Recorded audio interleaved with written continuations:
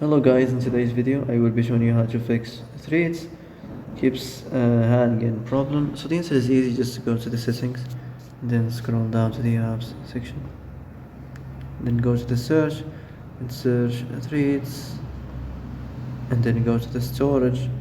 There you will find this clear cache option, click on it. Now you can go check it if it worked, and if it didn't you can try to restart your phone or turn the Wi-Fi off and on, or the Bluetooth or the airplane mode. Also you can try to clear data, but be careful. If you clear data, all this application's data will be deleted. This includes all files, the settings, the accounts, the databases, etc. So be careful if you want to clear your data. And that's it for today's video. I hope this is the answer you've been looking for. If you like this video, don't forget to like and subscribe, and see you in the next video. Thanks for watching.